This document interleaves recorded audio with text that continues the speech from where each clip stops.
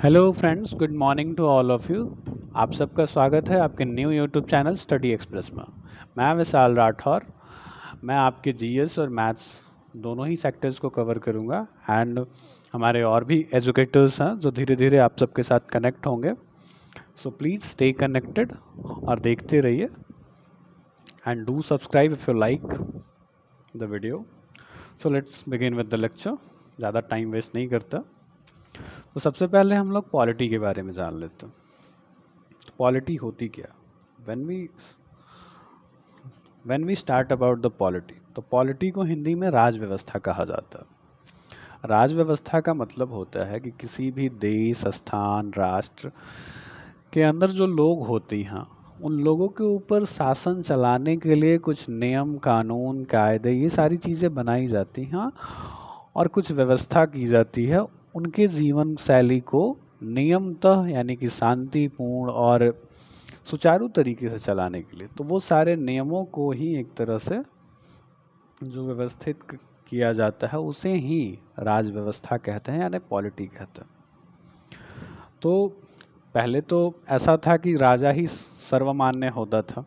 राजा और राजा के मंत्रीगण जो कह देते थे वो सही होता था। लेकिन अब जो है सबके यहाँ लोकतंत्र का शासन है। लोकतंत्र का मतलब लोगों का शासन।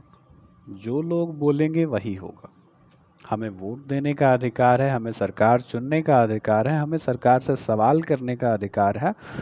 We have right to do everything whatever we want, just to ये चीज़ें हमारे फेवर में होनी चाहिए। फेवर का मतलब वो चीज़ सही होनी चाहिए और जो आप पूछ रहे हैं उसका कोई वैल्यू होना चाहिए, मतलब वो कहीं ना कहीं रिलेट करना चाहिए चीज़ों से। तो आज हम डिस्कस करने वाले हैं कि हमारा एक जो कॉन्स्टिट्यूशन तैयार किया गया है उसके पीछे जो भी उसका बैकग्राउंड रहा है, मतलब background of our constitution which is the start of polity, from where do we start in the competitive field, and जहाँ पे हमारे सिलेबस में क्वेश्चंस भी आते हैं। तो ये काफ़ी इंपॉर्टेंट टॉपिक है एंड प्लीज़ ध्यान दीजिए इस पर। तो पहला है 1773 का रेगुलेटिंग एक्ट। जैसा कि हम सब लोग जानते हैं कि ईस्ट इंडिया कंपनी, जो कि ब्रिटेन की एक व्यापारिक कंपनी थी, जिसने ब्रिटेन की महारानी एलिजाबेथ से आदेश पत्र लिया था जिसमें यह कहा गया था कि वो पूर्वी उत्तर पूर्वी क्षेत्रों में या पूर्वी क्षेत्रों के जो देश हैं उनके साथ व्यापार कर सकती है। तो वो लोग 1600 में इंडिया आए और इंडिया आने के बाद उन्होंने अपना व्यापार स्टार्ट किया धीरे धीरे एंड 100-150 साल करते करते व्हेन दे थॉट कि नहीं ऐसे नहीं चलेगा, अच्छे से नहीं कर पा रहे थे। मुगल्स जो थे उनको परेशान कर रहा था, बिकॉज कोई भी नहीं चाहता है कि हमसे ज़्यादा पैसे कोई कमाए। तो जो व्यापार था उस टाइम का वो काली मिर्च और रेशम, कच्चे माल बहुत सारे थे। इंडिया बहुत उस टाइम काफ़ी पॉपुलर हुआ करता था अपने देसी चीज़ों के लिए। और चूंकि यूरोपीय कंट्रीज़ जो होती हैं उन वहाँ पे काफ़ी ठंडा एनवायरनमेंट रहता, तो वहाँ पे ये काली मिर्च वगैरह की डिमांड काफ़ी ज़्यादा थी। और जो सूती कपड़े थे इंडिया के उस टाइम नंबर 1 किस्म के थे पूरे विश्व में। काफ़ी अच्छी कढ़ाई बुनाई और छपाई वगैरह का काम होता था, तो इसलिए काफ़ी इम्पोर्टेंट हो जाता है व्यापार के तरीके से भी। तो वो बस व्यापार के लिए ही आया था स्टार्टिंग में, लेकिन धीरे धीरे जब चीज़ें बदलती गई सो दे स्टार्टेड एडमिनिस्ट्रेटिंग अस। तो सबसे पहले आज हम लोग डिस्कस करेंगे कि शासन व्यवस्था शुरू कहाँ से होती है। तो 1765 की बात है। लॉर्ड क्लाइव यहाँ के गवर्नर हुआ करते थे, गवर्नर जनरल कह सकते हो। हालांकि इसके बारे में हम लोग आगे इस पॉइंट को डिस्कस करेंगे, गवर्नर जनरल, गवर्नर और वायसराय क्यों कहा जाता है, कैसे कहा जाता है। तो लॉर्ड क्लाइव ने मुगलों के साथ युद्ध किया 1765 में, जिसके अनुसार उनको बंगाल, बिहार और उड़ीसा में दीवानी मिल गई, यानी कि टैक्स वसूल करने का अधिकार मिल गया। तो उसके बाद एक तरह से कह सकते हैं कि वहाँ पे एक दोहरी शासन व्यवस्था की प्रणाली शुरू हो गई। दोहरी शासन का मतलब क्या है? मुगल भी वहाँ पे अपना एडमिनिस्ट्रेशन कर रहा था और इधर से ईआईसी वाले यानी कि ईस्ट इंडिया कंपनी वाले अपना टैक्स वसूल रहे थे। तो दो चीजें इन्वॉल्व हो गई कहीं ना कहीं। तो ये दोहरी शासन प्रणाली की शुरुआत हुई जिसका अंत 1772 में हुआ। और उसके बाद 1773 में जब ब्रिटिश गवर्नमेंट को लगा कि नहीं, ईस्ट इंडिया कंपनी वाले निरंकुश होते जा रहे हैं। निरंकुश का मतलब क्या, वो किसी के कंट्रोल में नहीं है। उनके पास पैसा बहुत था क्योंकि व्यापार से काफ़ी कुछ मुनाफा हो रहा था। और जैसे ही मिला कि नहीं, अब बंगाल की दीवानी मिल गई बिहार और उड़ीसा के साथ, तो ये काफ़ी इम्पॉर्टेंट हो जाता है। When you have money and power, तो कई बार ऐसा होता है कि कोई संगठन या कई लोग निरंकुशता के आगे बढ़ जाते हैं, मतलब वो उनके ऊपर कोई कंट्रोल नहीं रहता। सो यहाँ हम लोग वही चीज़ें डिस्कस करने वाले हैं। तो जब ब्रिटिश गवर्नमेंट ने देखा कि नहीं, काफ़ी प्रॉब्लम्स हो रही हैं, तो उन्होंने उन पे रोक लगाने के लिए, नियंत्रित करने के लिए कुछ बिल पारित करने स्टार्ट किए, जिसमें से पहला बिल है 1773 का रेगुलेटिंग एक्ट। इस एक्ट को 1773 में ब्रिटिश संसद के द्वारा पास किया गया और 1774 में इसे लागू किया गया। इस अधिनियम के प्रावधान के तहत कोर्ट ऑफ डायरेक्टर्स का कार्यकाल 1 वर्ष के स्थान पर 4 वर्ष कर दिया गया। फोर्ट विलियम प्रेसिडेंसी के प्रशासक को अब अंग्रेजी क्षेत्रों का गवर्नर जनरल कहा जाने लगा तथा उनके सहयोग के लिए 4 सदस्यों की एक कार्यकारी समिति बनाई गई, जिसे नियम बनाने तथा अध्यादेश पारित करने का अधिकार दिया गया। गवर्नर जनरल को अपने काउंसिल के विरुद्ध कार्य करने का अधिकार नहीं था और कलकत्ता में एक सुप्रीम कोर्ट की स्थापना की गई, जिसमें अंग्रेजी विधि से न्याय होता था। कर्मचारी का निजी व्यापार प्रतिबंधित कर दिया गया। तो इसको हम लोग ब्रीफ इंट्रोडक्शन देख लेते हैं कि 1773 में हुआ क्या था। तो जो मेन चीज़ें हैं, आप सबको इतनी सारी चीज़ें याद करने की ज़रूरत नहीं है, बस कुछ मेन चीज़ें हैं उसको याद करना है। 1773 में रेगुलेटिंग एक्ट पारित हुआ था, जिसके तहत वारेन हेस्टिंग्स जो है हमारे पहले गवर्नर जनरल बने थे। और दूसरी चीज़ कि इसमें कलकत्ता सॉरी, थोड़ा सा कुछ अनकंफर्टेबल है। तो दूसरा जो हुआ था, यहाँ पे कलकत्ता में एक सुप्रीम कोर्ट की स्थापना की गई थी, जिसमें 3 जज होते थे और एक मुख्य जज होते थे, मुख्य न्यायाधीश। तो मुख्य न्यायाधीश का नाम अक्सर क्वेश्चंस में आता है, तो लिख लीजिए, सर एलिजा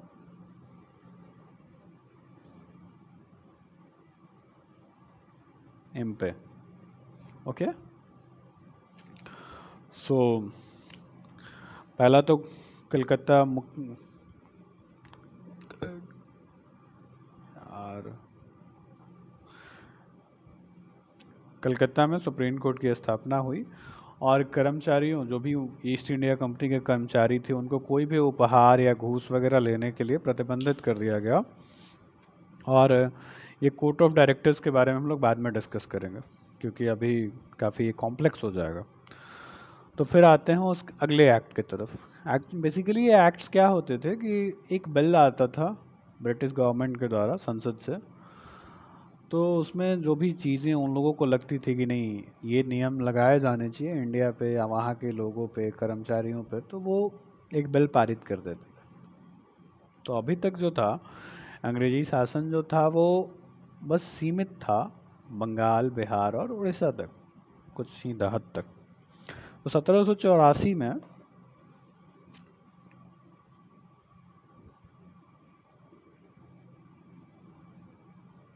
1784 में एक एक्ट आया जिसका नाम था Pitt's India act.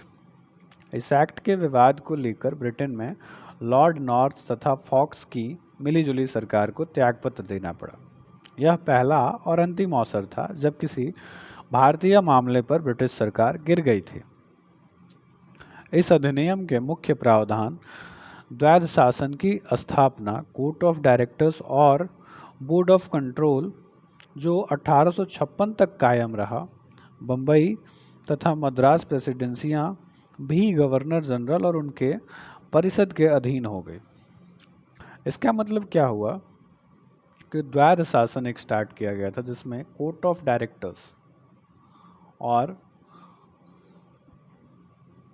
Court of directors और सॉरी जो कि व्यापारिक मामले देखते थे, और बोर्ड ऑफ कंट्रोल जो कि एडमिनिस्ट्रेशन देखते थे। ये दो समितियां थीं जिसमें डिवाइड किया गया था 1773 के बाद से ही। तो ये 1856 तक चलते रहे। फिर 1857 में जब विद्रोह हुआ तो 1858 के दौरान एक नया बिल आया, उसके बारे में भी हम लोग चर्चा करेंगे। अभी हम लोग डिस्कस करते हैं 1784 के पीट्स इंडिया एक्ट में, जिसमें पहला ये कहा गया है कि बम्बई तथा मद्रास की प्रेसिडेंसियां भी गवर्नर जनरल एवं उनके परिषद के अधीन हो गए, और गवर्नर जनरल की परिषदों की संख्या 3 कर दी गई, जो कि पहले 4 हुआ करती थी। गवर्नर जनरल को परिषद पर विशेष अधिकार दिया गया। Governor general board of control की अनुमति के बिना किसी भारतीय नरेश से युद्ध एवं संधि नहीं कर सकता था। ऐसे कुछ नियम बनाए गए थे कि जो गवर्नर जनरल है वो बिना बोर्ड ऑफ कंट्रोल के अनुमति के वो कहीं भी युद्ध या संधि नहीं कर सकता है। तो ये सारी चीज़ें अच्छी हैं, क्योंकि जब पावर एक लोग के हाथ में होती है तो वो काफ़ी इसका गलत इस्तेमाल करते हैं। चूँकि ब्रिटेन एक काफ़ी सुलझा हुआ देश था, वहाँ की एडमिनिस्ट्रेटिव जो सिस्टम था वहाँ का काफ़ी अच्छा रहा है हमेशा से। तो इस मामले में उन लोगों ने काफ़ी सतर्कता बरती, और इसका एक दो रीज़न ये भी थे कि क्योंकि उसी टाइम अमेरिका में कुछ विवाद चल रहा था। अमेरिका में ब्रिटिश शासन था, और वहाँ पे एक क्रांति के दौरान, वहाँ पे आप लोगों को भी पता है कि 1776 में वहाँ के लोग आज़ाद हो गए थे। तो वहाँ पे वो जो माहौल चल रहा था उससे डर के वो लोग इंडिया को भी खोना नहीं चाहते थे। तो इसलिए उन्होंने ये नियम कानून के जो भी दायरे थे बनाने स्टार्ट किए। कुछ अच्छे काम भी आगे करते दिखेंगे वो लोग। तो ये सारी चीज़ें उसी के उद्देश्य थी कि लोगों को अपने फेवर में किया जाए, कैसे भी उनको इस बात के लिए एक्सेप्ट करवाया जाए कि नहीं, they are in the British government and वो खुश हैं, ऐसा मनवाने के लिए। हालांकि ऐसा होता नहीं था। हाँ, कुछ चीज़ें ऐसी हैं जो उन्होंने अच्छी की थी, तो उसके बारे में भी हम लोग डिस्कस करेंगे।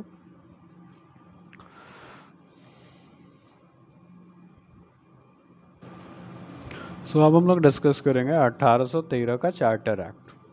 एक्चुअली बीच में जो एक्ट्स हैं वो इतने इम्पोर्टेंट नहीं है आपके एग्जाम पॉइंट ऑफ व्यू से, सो प्लीज़ ज़्यादा टेंशन नहीं लेना। जो भी इम्पोर्टेंट्स है हम लोग वो लोग बिल्कुल ही कराएंगे, और जहाँ भी आपको इम्पोर्टेंट या जो चीज़ें लगेंगी वो आपको इन्फॉर्म कर दिया जाएगा। So please don't worry. 1813 का चार्टर एक्ट, इस अधिनियम में मुख्य प्रावधान कंपनी के व्यापारिक एकाधिकार को समाप्त कर दिया गया।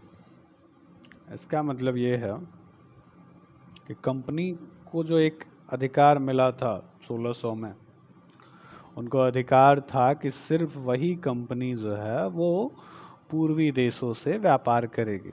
तो ये जो एकाधिकार था ये समाप्त कर दिया गया, यानी कि अब बाकी कंपनियां भी जो ब्रिटेन की थी वो इंडिया में आके व्यापार कर सकती थी। लेकिन इसमें कुछ एक्सेप्शन था कि चीन से तथा चाय के व्यापार पर एकाधिकार कायम रहेगा। मतलब चीन से जो भी व्यापार किया जाता था और जो चाय का व्यापार था, इस पे अभी भी ब्रिटिश गवर्नमेंट का यही कहना था कि वो ईस्ट इंडिया कंपनी के अंदर ही रहेगा। मतलब कि ईस्ट इंडिया कंपनी का एकाधिकार होगा, उस पर और कोई व्यापार नहीं करेगा उसका। तो दूसरी चीज़ जो थी, कंपनी के भागीदारों को भारतीय राजस्व से 10% लाभांश देने का निश्चय किया गया। कंपनी में जो भी भागीदार थे, जो भी लोग थे, उनको 10% प्रॉफिट देने के लिए निश्चय किया गया। तीसरा, भारतीयों के लिए 1 लाख रुपए वार्षिक शिक्षा में सुधार, साहित्य शिक्षा में सुधार, साहित्य में सुधार, पुनरुत्थान के लिए और भारतीय प्रदेशों में विज्ञान की प्रगति के लिए खर्च करने का प्रावधान किया गया। जैसा कि मैंने आपको अभी भी बताया था कि आगे चल के कुछ अच्छे काम भी करते हुए दिखेंगे, just to save their administration. तो ये पहला कदम था जब उन्होंने हर साल 1 लाख रुपए खर्च करने के लिए, ऐसा कहा गया था कि हर साल वो लोग इंडियंस के ऊपर 1 लाख रुपए खर्च करेंगे और उनके वेलफेयर में काम करेंगे, जैसे कि शिक्षा में, साहित्य में। चौथी जो चीज़ थी, प्रथम बार अंग्रेज़ों की भारत पर संवैधानिक स्थिति स्पष्ट की गई 1813 के चार्टर एक्ट में। तो आगे चलते हैं। तो ये है 1833 का चार्टर एक्ट, जो कि काफ़ी इम्पोर्टेंट हो जाता है अपने आप में। तो आप लोगों को जो ध्यान देना है, सबसे पहले 1773, उसके बाद 1813, 1833, 1853, उसके बाद 1858। These are the most important which are going to be directly asked in the examination. So must care about it। अच्छे से पढ़िए। आगे बढ़ते हैं। इस एक्ट पर औद्योगिक क्रांति, उदारवादी नीतियों का क्रियान्वयन तथा लेसिस फेयर के सिद्धांत की छाप थी। इसका उद्देश्य प्रावधान कंपनी का व्यापारिक एकाधिकार पूर्णतः समाप्त हो गया। कंपनी ने के अब केवल राजनीतिक अधिकार थे। कंपनी का गवर्नर जनरल अब भारत का गवर्नर जनरल हो गया। भारतीय कानूनों को संचित, लिपिबद्ध तथा सुधारने के उद्देश्य से एक विधि आयोग का गठन किया गया। पांचवा, नियुक्तियों के लिए योग्यता संबंधी मापदंड को अपनाकर भेदभाव को समाप्त कर दिया गया और भारत में दास्ता को अवैध घोषित किया गया। तो ये कुछ काम थे जो 1813 के इम्पोर्टेंट पार्ट्स को कवर करते हैं। 1813 एक तरह से बहुत ही ज़्यादा इम्पोर्टेंट मान सकते हैं आपको। तो पहला ये था कि कंपनी का जो एकाधिकार था, जो कि अब तक सिर्फ वो चाय वगैरह तक सीमित रहा था, उसको पूर्ण रूप से ख़त्म कर दिया गया। मतलब अब कंपनी धीरे धीरे, कंपनी का महत्व कम हो रहा था और ब्रिटिश गवर्नमेंट उनमें अंकुश लगा रही थी। ठीक है। तो दूसरा ये था कि कंपनी के अब बस राजनीतिक अधिकार रह गए थे। व्यापार वाला काम जो था वो काफ़ी अब नॉमिनल हो रहा था धीरे धीरे। उसके बाद हुआ क्या कि जो बंगाल का गवर्नर जनरल होता था, जैसे बंगाल का गवर्नर जनरल बनाया गया था 1773 में, अब वो पूरे इंडिया का गवर्नर जनरल कहा जाने लगा था, जहाँ भी ब्रिटिश शासन का अधिकार था। ठीक है। अगला, भारतीय कानूनों को संचित, लिपिबद्ध तथा सुधारने के उद्देश्य से एक विधि आयोग का गठन।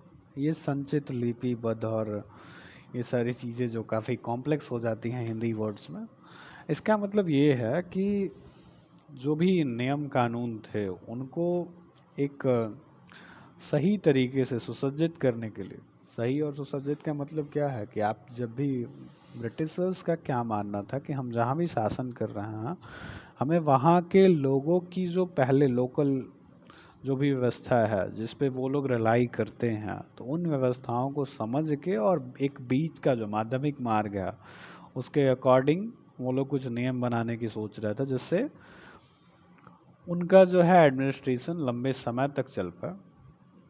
तो ये उसी में से एक था, विधि आयोग का गठन किया गया। उसके बाद हम लोग देखते हैं पांचवा, नियुक्ति का योग्यता संबंधी मापदंड।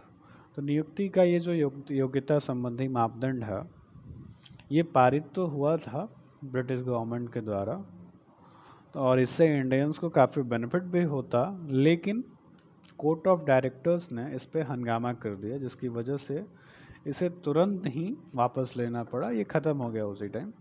हालांकि ये एक अच्छी चीज़ थी, अगर ये होती तो इंडियंस को भी ब्रिटिश गवर्नमेंट के अंडर सरकारी नौकरी करने का प्रावधान मिल जाता, तो इससे कुछ एडमिनिस्ट्रेशन में फ़र्क पड़ता कहीं ना कहीं। और छठी चीज़ जो थी, भारत में दास्ता को अवैध घोषित किया गया। जैसे कि इसमें कहा गया है कि दास्ता को अवैध, लेकिन ऐसा कुछ होता नहीं था उस टाइम। ये बस एक नॉमिनल पार्ट है जो दिखाने के लिए जनता को। अब आगे बढ़ते हैं। 1853 का चार्टर एक्ट, इसके द्वारा कंपनी को ब्रिटिश सरकार की ओर से भारत का क्षेत्र ट्रस्ट के रूप में तब तक रखने की आज्ञा दी गई जब तक कि ब्रिटिश संसद ऐसा चाहे। दूसरा, विधि सदस्य अब गवर्नर जनरल के काउंसिल का पूर्ण सदस्य बन गया। तीसरा, सरकारी सेवाओं में नियुक्तियां अब डायरेक्टरों के द्वारा न होकर प्रतियोगी परीक्षाओं के द्वारा होने लगी। तो देखिए ये 1853 काफ़ी इम्पोर्टेंट हो जाता है हम स्टूडेंट्स के लिए, क्योंकि यही पहली दफ़ा था जब जॉब्स के लिए एग्ज़ाम की शुरुआत इंडिया में हो गई, जो कि आज तक हो रही है। एंड हम सबको पता है कि हम लोग इससे कितने परेशान हैं। एक्चुअली हम लोग एग्ज़ाम से परेशान नहीं हैं, जो एग्ज़ाम का जो सिस्टम चल रहा है गवर्नमेंट के द्वारा जो चलाया जा रहा है, हम लोग इससे परेशान हैं। तो ज़्यादा टेंशन नहीं लेना है, सारी चीज़ें एक न एक दिन ख़त्म हो जानी है। अभी तो कोविड का पेंडेमिक चल रहा है, तो इसमें सबसे पहला तो काम यही है कि आप सबको अपना ध्यान रखना। And once we get out of it, तो फिर देश को बिल्ड करना है, क्योंकि काफ़ी इकोनॉमी में हम लोग पीछे चले गए। अब जब बाकी कंट्रियों से कंपैरिजन किया जाएगा तो हम लोग अभी से कम 10 साल पीछे चले गए होंगे। तो इसमें सबको अपना इक्वल कुछ ना कुछ करना होगा ताकि फिर से हम लोग वहाँ खड़े हों, और जो अपना वो 5 ट्रिलियन डॉलर का इकोनॉमी का जो उद्देश्य था 2025 तक, उसे 2025 ना सही 2027 या 30 तक ही पूरा कर लिया जाए, क्योंकि देश अपना है तो करना भी तो खुद ही होगा। तो कुछ ना कुछ सब लोग करते रहिए। We are doing, you have to do. चलिए आगे बढ़ते। 1858 का चार्टर एक्ट। तो बेसिकली हुआ क्या कि 1858 का चार्टर एक्ट जो है ये डिपेंड है 1857 के विद्रोह पे।